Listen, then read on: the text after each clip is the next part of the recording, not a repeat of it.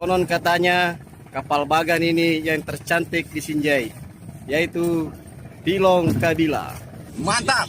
Ragam bagang ini Tilong Kabila. Inilah rumah beliau. Anak Ogi Sapo di Sinjai. Sinera itu Sapo. Asli bagaimana Sapo? Pak Jamal yang mau mengantar kita Sapo ke pelabuhan. Juru catatnya ini. Tilong tangan kanan. TPI Lapa yang pernah kita liput. Kita sudah tiba di TPI Sapo. Di Lodoang kita lihat jackpot sih mati kau ini.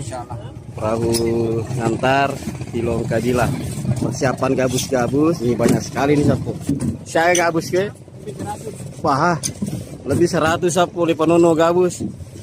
Saya berada di TPI Lapa akan meliput salah satu pengoperasian kapal bagan yang ada di Sinjai.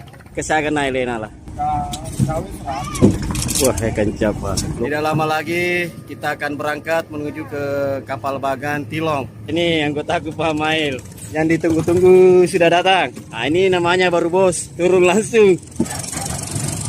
Mesin kapal mulai hidup. Inilah suasana TPI Lapa di sore hari. Mulai tinggalkan TPI Lapa. Weh, kita harus